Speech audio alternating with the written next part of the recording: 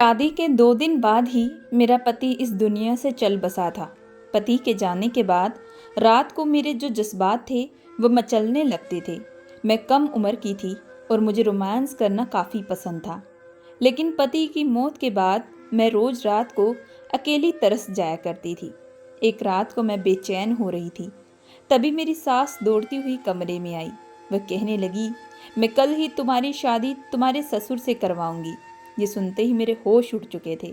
ससुर की उम्र 70 साल थी। मैं मन ही मन सोचने लगी कि बुढ़े से शादी करूंगी तो फिर रात को मैं तरस जाया करूंगी, क्योंकि इतनी उम्र में तो उसमें करने की ताकत कम होगी। लेकिन अगर मैं सास की बात को नहीं मानी तो मैं कहाँ जाऊंगी, क्योंकि मेरे माता पिता इस दुनिया में नहीं थे। मेरी मामी ने ही यह शादी करवाई थी। अब मैं दोबारा उन पर बोझ नहीं बनना चाहती थी। इसी वजह से मन मार कर ससुर से शादी करने का फैसला कर लिया। शादी की रात मैं दुल्हन बनी कमरे में बैठी थी। जैसे ही ससुर आया तो उसने दूध के साथ 4 पावर की गोली खाई, जिसके साथ उसमें 10 मर्दों की ताकत आ चुकी थी। लाइट बंद करते ही वह तुरंत मेरे करीब आया। उसने मुझे अपनी बाहों में उठा लिया। ससुर की ताकत देखकर मैं मचलने लगी थी। काफी समय से मैं तरसी हुई थी। फिर सुबह के 5 बजे तक ससुर पूरा जोर लगाकर मेरे साथ। मेरा नाम मधु है। मैं दिखने में बेहद खूबसूरत थी, लेकिन मेरी जिंदगी में कुछ ठीक नहीं चल रहा था, क्योंकि मेरे पैदा होने के बाद मेरे माता पिता इस दुनिया से चल बसे थे। एक दिन मुझे मेरी मामी के पास छोड़कर मेरे माता पिता तीर्थ यात्रा पर गए, लेकिन वहां से कभी वापस ना लौटे। जब मुझे उनके बारे में यह खबर पता चली तो मैं पूरे तरीके से टूट चुकी थी। उस वक्त मेरी उम्र सिर्फ 6 साल की थी। माता पिता के अलावा मेरी जिंदगी में कोई सहारा नहीं था। उन दिनों मेरे मामा मामी ने ही मुझे पाल पोस कर बड़ा किया था। शुरू में मामी की कोई औलाद नहीं थी, उन्हें कभी बच्चा नहीं हो रहा था। लेकिन 2 साल के बाद मामी की कोख भर चुकी थी, वह माँ बनने वाली थी। इस खबर को सुनकर हम सब बेहद खुश थे।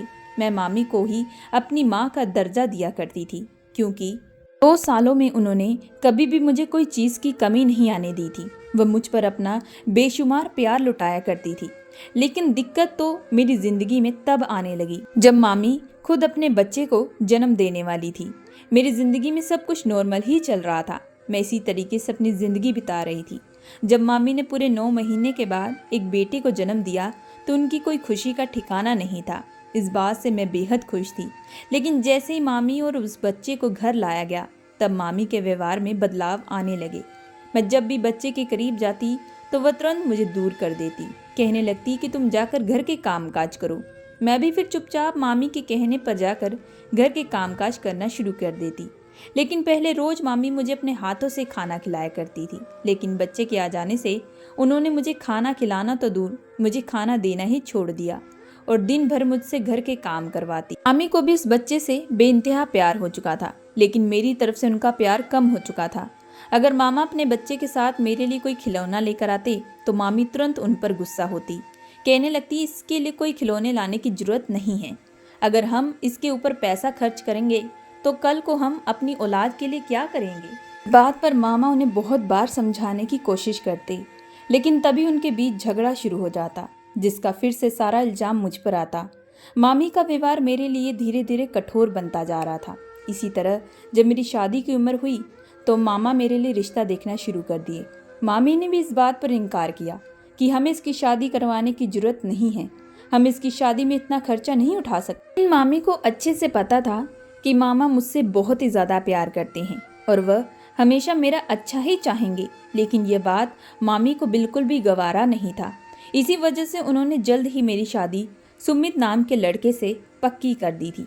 एक दिन मैं किचन में खाना बना रही थी, तभी मामी बाहर से घर के अंदर आ रही थी। उसके हाथों में ढेर सारे पैसे थे। उन पैसों को देखकर मैं चौंक गई कि आखिर मामी इतने सारे पैसे कहाँ से लेकर आ रही है। लेकिन जब मैंने उन पैसों पर निगाह डाली तो मामी तुरंत उन पैसों को छुपाने लगी और मुझे कहने लगी कि मेरी प्यारी बेटी, मैं तेरी शादी पक्की कर दी हूँ। आज इतने सालों के बाद मामी के मुंह से मेरे लिए जो प्यार था वो मुझे हजम नहीं हो रहा था। तभी मामा भी तुरंत कमरे से बाहर आए।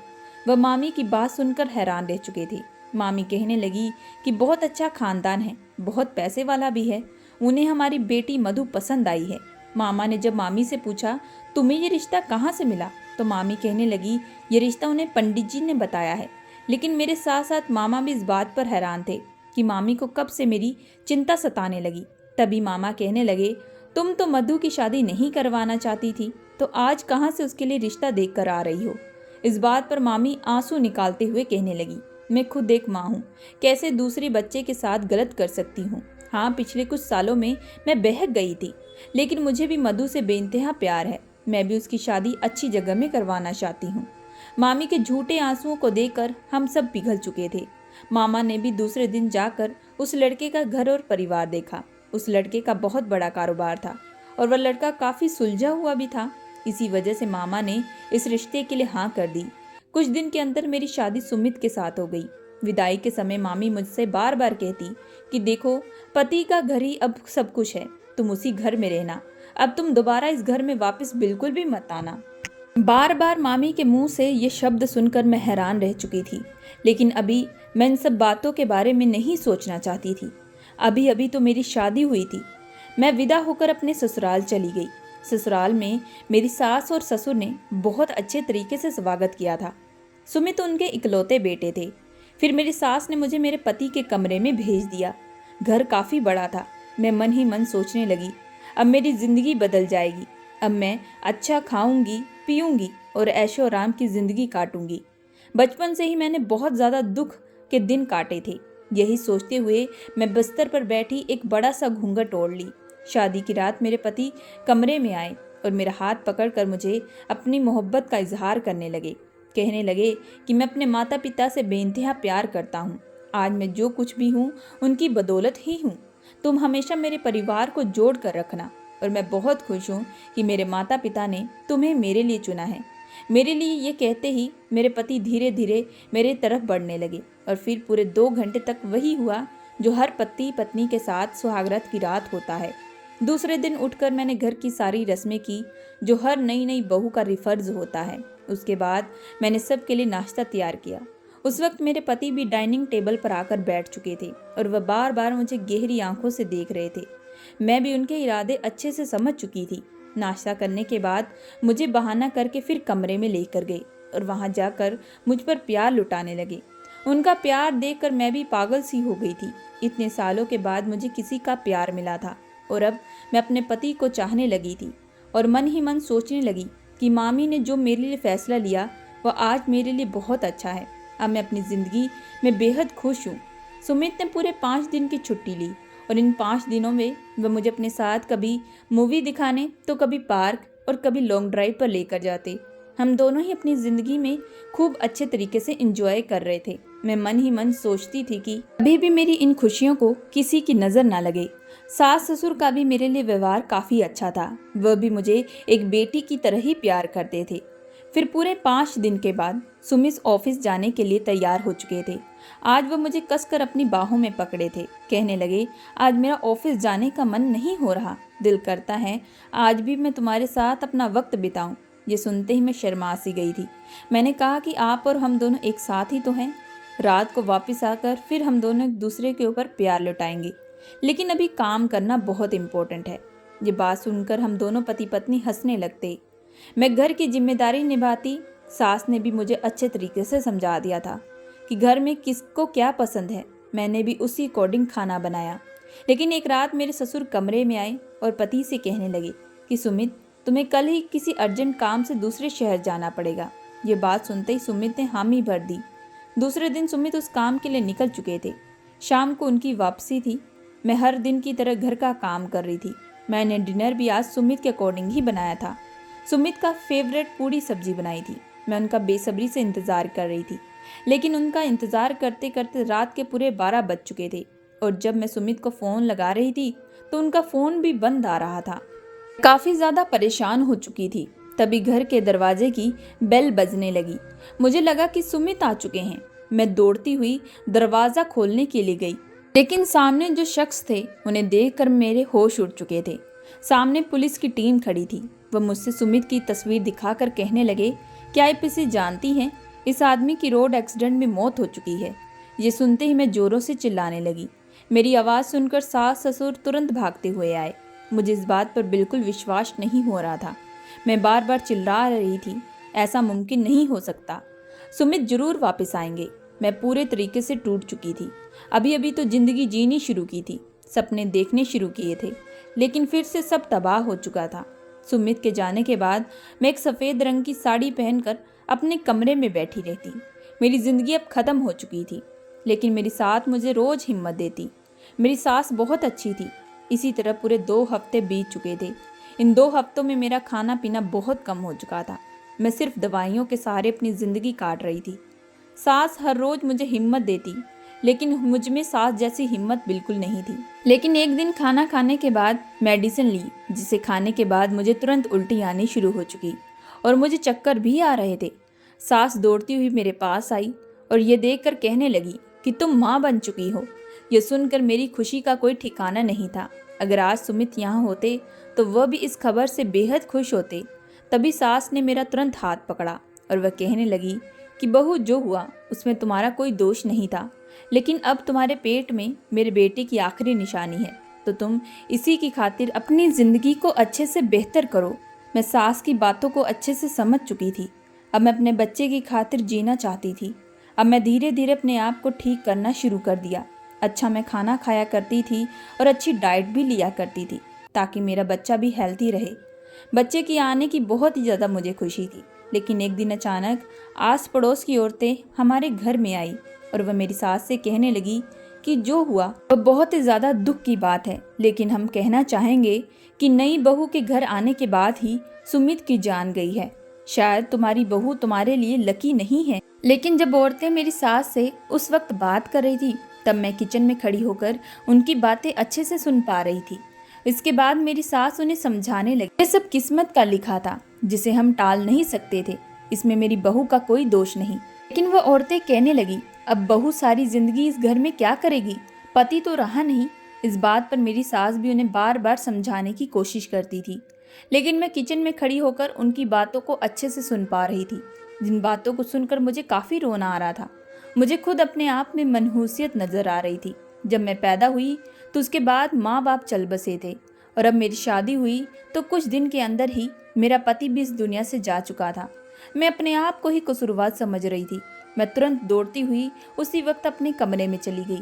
सास को भी समझ आ चुका था कि मैंने उन औरतों की बातों को अच्छे से सुन लिया है। मेरी सास उसके बाद दौड़ती हुई कमरे में आई और कहने लगी कि बहू, तुम इन सब लोगों की चिंता मत करो। जितने लोग उतनी बातें होती हैं, उतनी बातें मत सुनो।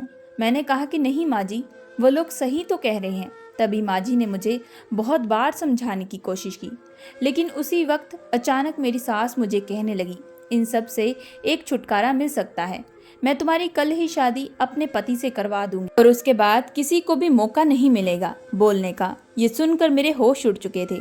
मैंने कहा, माँ जी, आप ये क्या कह रही हैं? वह मेरे पति के पिता हैं और वह मेरे ससुर भी लगते हैं। ये बात सुनते ही मेरी सास कहने लगी, बेटी, मैं अच्छे से जानती हूँ, लेकिन तुम ही बताओ अब क्या ही रास्ता है। या तो फिर तुम्हें अपने घर जाना पड़ेगा, यहाँ पर तुम्हारी मामी तुम्हें बिल्कुल भी अपनाएगी नहीं। मैं अच्छे से जानती हूँ तुम्हारी मामी का व्यवहार तुम्हारे लिए कैसा रहा है। जिसे सुनकर मैं तुरंत अपनी गर्दन नीचे झुका ली थी। वाकई मामी बहुत कठोर दिल की थी। अगर मैं वहाँ पर वापस गई तो वह मेरा जीना हराम कर देंगी और ताने देंगी, वह तो अलग ही बात है। और मैं दूसरी शादी बिल्कुल भी नहीं करना चाहती थी, क्योंकि मैं अपने पति के घर को बिल्कुल भी छोड़ना नहीं चाहती थी। सास ने फिर काफ़ी घंटे तक मुझे समझाया, जिसे समझने के बाद मैंने सास की बात को मान लिया। सास मेरे दिल के बड़े ही करीब थी। वह मेरा बड़ा ही अच्छा चाहती थी। उन्हें मेरी काफ़ी चिंता रहती थी। फिर दूसरे दिन ही पंडित जी को बुलाकर बड़ी ही सादगी के साथ मेरी और ससुर की शादी कर दी गई। अब ससुर मेरे पति बन चुके थे। इस वक्त मैं काफ़ी नर्वस महसूस कर रही थी।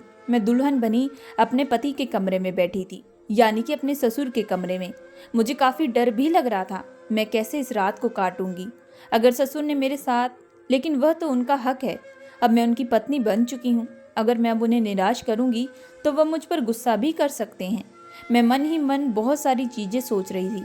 मुझे समझ में नहीं आ रहा था कि मैं किस तरीके से उनसे बात करूंगी। मैं चुपचाप बस एक लंबा सा घूंघट ओढ़कर बैठ चुकी थी। तभी ससुर कमरे में आए। उनके हाथ में एक दूध का गिलास था। मुझे देखकर कहने लगे कि मैं जानता हूँ आज से हम दोनों पति पत्नी हैं, लेकिन मुझे कुछ वक्त लगेगा। कहते ही उन्होंने दूध का गिलास मुझे पीने के लिए दे दिया और कहने लगे कि इसे पियो, जिससे तुम्हें ताकत आएगी। मैंने भी चुपचाप उस दूध के गिलास को पी लिया, लेकिन उस दूध के गिलास को पीने से तुरंत मुझे नींद भी आने लगी थी और उसके बाद मेरे साथ क्या हुआ मुझे कुछ मालूम नहीं। सुबह आंख खुली तो देखा कि मेरे ससुर कमरे में नहीं थे। मुझे लग रहा था कि शायद वह मेरी सास के पास गए होंगे, क्योंकि उन्हें भी इस रिश्ते को अपनाने में कुछ वक्त लगेगा। आखिर उन्होंने भी तो अपनी बहू के साथ शादी की है। दूसरे दिन मैं उठकर फ्रेश हुई और फिर घर का कामकाज करने लगी। लेकिन जब मैं किचन में नाश्ता बना रही थी तभी मेरे ससुर आए और वो मुझे कहने लगे कि मधु, जरा तुम इस पेपर पर साइन कर दो। सुमित के जाने के बाद ये काम काफ़ी ज़्यादा रुका पड़ा है और अभी तो सुमित तो है नहीं, अब उसके बिहाव पर तुम साइन कर सकती हो। मैं पढ़ी लिखी तो थी नहीं, इसी वजह से बिना देखे और सोचे समझे उन पेपर पर तुरंत साइन कर दी, जिससे मेरे ससुर बहुत ही ज़्यादा खुश हुए और उन्होंने तुरंत मुझे इस बात पर गले लगा लिया। वह कहने लगे, कई तुम बहुत ही अच्छी हो। उसके बाद से मेरे ससुर का व्यवहार मेरे लिए काफ़ी अलग सा हो गया था। वह बात बात पर मेरी तारीफ़ें करते, जब भी ऑफिस से घर आते तो मेरे लिए कुछ ना कुछ चीज़ें जरूर लेकर आते थे, जिसे देखकर मैं बेहद खुश हो जाया करती थी। फिर 4 दिन बीत जाते थे कि मेरे पति फिर से कमरे में आए और मुझे कहने लगे कि मधु, जरा इन पेपर पर भी साइन कर देना। जब मैं उन पेपर पर साइन करने वाली थी तभी मेरे पति मुझे कहने लगे, सुमित के बाद से अब तुम ही इन पेपर पर साइन कर सकती हो। कब से कारोबार में काफ़ी लॉस भी हो चुका है, क्योंकि काम काफ़ी समय से रुका पड़ा था, जिसकी वजह से हमें करोड़ों का नुकसान उठाना भी पड़ गया है। मैं बस अपने परिवार को खुश देखना चाहती थी, हम बस मिलजुल कर आपस में रहे। इसी वजह से मेरे पति मुझे हमेशा जैसा कहते मैं वैसा करती थी। वह रोज नए नए पेपर लेकर आते, उन पेपर पर साइन भी करवाया करते थे।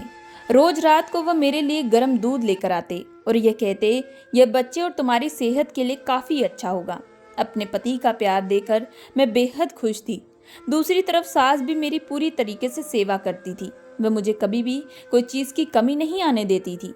लेकिन एक बात जो थी वह बड़ी ही अजीब थी। जब भी मैं उन पेपर पर साइन करती तो मेरे पति तुरंत अपनी पत्नी के पास चले जाते, यानी कि मेरी सास के पास, और कमरे को बंद करके घंटों घंटों तक आपस में एक दूसरे से बात किया करते थे। यह देखकर मैं बड़ी ही हैरान रह जाती थी। दूसरा दूध पीने के बाद मुझे बेहोशी वाली नींद आती। ऐसा लगता कि दिन भर मैंने काफ़ी काम किया हो। जब सुबह उठती तो मुझे काफ़ी थकावट भी महसूस होती, लेकिन तब भी मैंने इन बातों पर ज़्यादा गौर नहीं किया। मैं हमेशा अपने परिवार को लेकर ही सोचा करती थी कि हम सब मिलकर खुशी खुशी अपनी ज़िंदगी काटेंगे, लेकिन शायद किस्मत को कुछ और ही मंजूर था। मैं हमेशा जो चाहती हूँ मुझे वह बिल्कुल भी नहीं मिलता। एक दिन मैं दोपहर का खाना बना रही थी, तभी मेरे पति आए और मुझे कहने लगे कि मधु, ज़रा इन पेपर पर फिर से साइन कर देना, बहुत ही ज़रूरी काम है, अभी अर्जेंट कहीं पेपर देने हैं। मैंने चुपचाप उन पेपर पर साइन कर दिया, ज़्यादा अपने पति से कुछ पूछताछ नहीं की। पति फिर से उन पेपर को लेकर सास के कमरे में गए थे। मैं भी सास के कमरे में चाय देने के लिए गई थी, लेकिन जब मैं कमरे के बाहर खड़ी हुई तो मुझे बाहर से मेरी सास की आवाज़ें आने लगी। सास रोते हुए कह रही थी कि आखिर कब तक हमें उस लड़की की सेवा करनी पड़ेगी। मैं दिन रात उस लड़की की सेवा करके थक चुकी हूँ, मुझसे अब और बर्दाश्त नहीं हो रहा। सास के मुंह से ये शब्द सुनकर मैं हैरान रह चुकी थी। तभी मेरा पति भी कहने लगा कि तुम चिंता बिल्कुल भी मत करो, बस कुछ और दिन की बात है। उसके बाद पेपर पर साइन करवाने के बाद उसे हम इस घर से निकाल देंगे। ये सारी बातें सुनकर मैं वापस किचन में आई।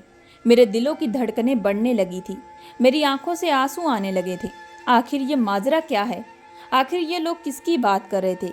घर में तो मेरे अलावा और कोई नहीं रहता और मेरी सास और मेरे पति दोनों ही मेरी ही सेवा करते हैं, और इसका मतलब अच्छे से यही था कि वह मेरे बारे में ही बात कर रहे थे। लेकिन मेरा क्या दोष था? लेकिन वह मेरे साथ ऐसा क्यों कर रहे हैं? आखिर जब उन्हें मेरे से प्यार नहीं तो वह दिखावा क्यों कर रहे हैं? मेरे साथ जो हो रहा है वह सब याद आ रहा था। जैसे रोज पति पेपर पर साइन करवाते, रोज दूध का गिलास देते और फिर दूध का गिलास पीने से मुझे बेहोशी वाली नींद आती, सुबह उठती थकावट होती। अभी तक तो पति ने कभी भी मेरे साथ कुछ संबंध भी नहीं बनाए। इन सारी बातों को सोचकर मेरे दिमाग में शक का कीड़ा अब अच्छे से चलने लगा था। मैंने अब सोच लिया था कि रात को जब मेरे पति दूध का गिलास फिर से देंगे तो इस बार मैं बहाना करके उस दूध के गिलास को फेंक दूंगी और दोबारा सोने का नाटक करूंगी। और ठीक रात के समय मैंने वैसा ही किया जैसा मैंने सोचा था। मेरे पति को भी लगा कि मैं गहरी नींद में चली गई हूँ। उन्होंने एक दो बार मेरे चेहरे पर थप्पड़ भी मारा ताकि उन्हें पता चल सके कि मैं सो रही हूँ या नहीं। लेकिन जैसे ही वह कमरे से बाहर गए तो मैं तुरंत उठकर खड़ी हुई और धीरे धीरे उनका पीछा करने लगी। वह सीधा मेरी सास के कमरे में गए थे, यानी कि अपनी पत्नी के पास।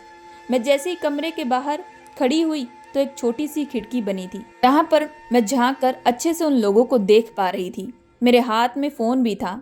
मैंने सोच के रखा था इस बार मैं मौका गंवाऊंगी नहीं और सारी चीज़ों को अच्छे से रिकॉर्ड कर लूँगी, क्योंकि ये लोग मेरे साथ कुछ गलत कर रहे हैं।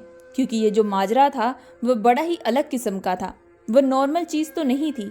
तभी जब मैंने खिड़की से देखा तो मेरी सास और मेरे पति दोनों ही एक दूसरे की बाहों में अच्छे से लिपटे हुए थे। मेरी सास अपने पति से बार बार कह रही थी कि मुझसे बर्दाश्त नहीं हो रहा, तुम उस लड़की को यहाँ से भगा दो। किसी के करीब तुम जाते हो तो मुझसे बर्दाश्त नहीं होता। आखिर कब तक मैं ये सब बर्दाश्त करूँगी। तभी मेरे पति भी कहने लगे, अगर सुमित खुद उस दिन घर की सारी प्रॉपर्टी मेरे नाम कर देता तो शायद ये सारी नौबत ना आती। उसने मेरा कहना नहीं माना। उससे पहले से ही मेरे इरादे भी अच्छे से मालूम हो चुके थे। इसी वजह से उस दिन हाथापाई में मेरे हाथों उसकी जान जा चुकी थी। अपने पति के मुंह से ये सारी बातें सुनकर मेरे होश उड़ चुके थे, यानी कि सुमित को उसके पिता ने खुद मारा।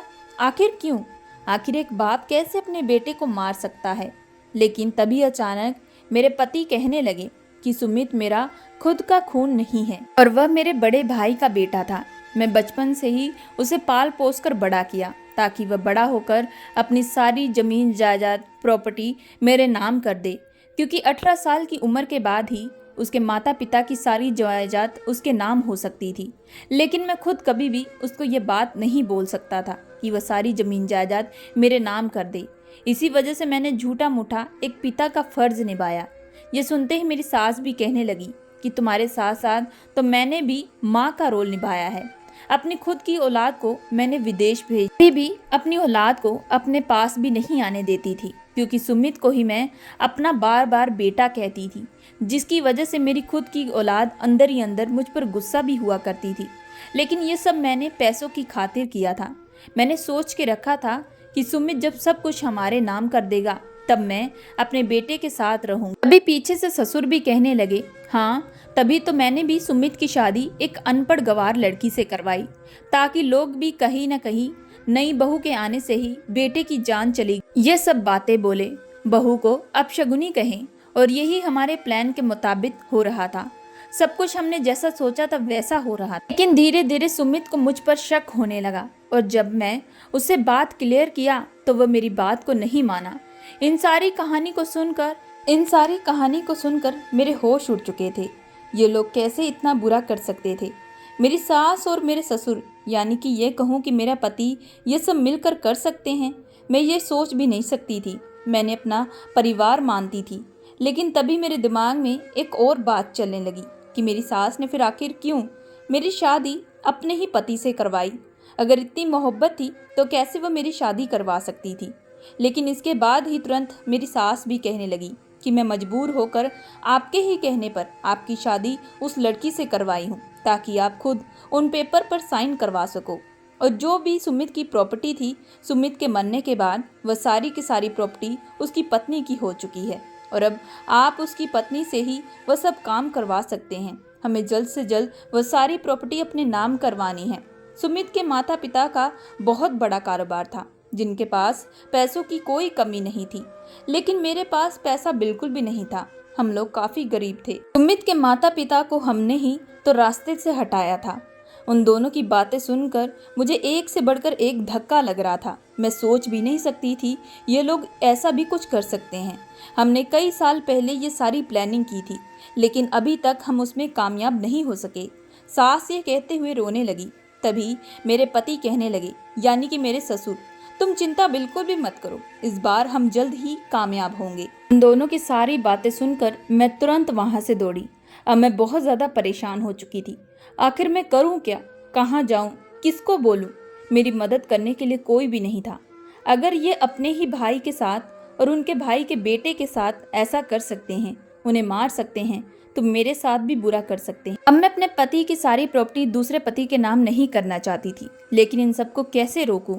तभी मैंने तुरंत अपने मामा को फ़ोन किया। जब उन्होंने मेरा फ़ोन उठाया तो कहने लगे कि बेटी, सब कुछ ठीक है ना? मैंने उन्हें घर का सारा मैटर बताया, मेरे पति के जाने के बाद मेरे साथ इन लोगों ने क्या क्या किया है। तभी मेरे मामा कहने लगे कि मेरी पत्नी ने मुझे बताया कि तुम दोनों फ़ौरन घूमने गए हो, इसी वजह से मैं कभी तुम्हारे घर आया नहीं और ना ही मुझे पता है कि सुमित की मौत हो चुकी है। अब हमें सारा प्लान और सारा माजरा अच्छे से समझ आ रहा था, क्योंकि इन सब में मामी भी शामिल थी, क्योंकि इसके बदले मामी को काफ़ी पैसे मिले थे। मैंने मामा को सारा प्लान अच्छे से बता दिया और वह वीडियो भी भेज दी। कुछ देर के बाद पुलिस हमारे घर आ चुकी थी। मेरे पति और मेरी सास दोनों ही ये देखकर हैरान रह चुके थे। मैंने तभी गुस्से में जाकर उन दोनों के मुंह पर थप्पड़ जड़ दिया। मैंने कहा कि तुम्हें शर्म आनी चाहिए। सुमित तुम्हें अपना माता पिता मानता था, तुम्हें सम्मान करता था, लेकिन तुमने उसके साथ भी इतना बुरा किया सिर्फ एक प्रॉपर्टी के लिए। अगर तुम उसे खुद मांगते हो तो वह तुम्हें खुशी खुशी सारी प्रॉपर्टी तुम लोगों के नाम कर देता। तुमने इससे पहले भी सुमित के माता पिता को भी मारा है और अब सुमित को भी तुमने मार दिया। मैं तुम दोनों को कभी माफ नहीं करूंगी। तुम लोगों की किए की सजा तुम्हें अब मिलेगी ही मिलेगी। तुम लोगों ने मेरी हंसती खेलती जिंदगी बर्बाद करके रख दी है। दोनों ही गर्दन झुकाए खड़े थे, क्योंकि उन्हें पता था कि मुझे सारी सच्चाई पता चल चुकी है। उनकी सारी बातें मैं सुन ली हूँ। तभी मैंने उनसे पूछा कि आखिर मेरी प्रेगनेंसी का झूठा बहाना क्यों किया। तभी वह कहने लगे कि यह उनके प्लान का हिस्सा था। मुझे उन झूठे लोगों से इसी प्रकार की उम्मीद थी। प्रॉपर्टी पाने के लिए वह कुछ भी कर सकते थे। पुलिस उन लोगों को लेकर जा चुकी थी। मैंने दूसरे दिन ही तलाक के पेपर कोर्ट में सबमिट करवा दिए। जल्द ही मेरा तलाक भी हो चुका था। मेरे मामा पढ़े लिखे थे, इसी वजह से जमीन जायदाद को संभालने में वह मेरी मदद किया करते थे। मैंने सुमित के पैसों से कई सारे स्कूल खुलवाए, गरीब बच्चों की मदद की, भूखे लोगों को खाना खिलाया। अब इसी तरीके से मेरी जिंदगी बीत रही थी। ये सब काम करके मेरे मन को काफ़ी खुशी मिलती थी। दोस्तों, मैं आशा करती हूँ कि आप लोगों को ये कहानी पसंद आई होगी।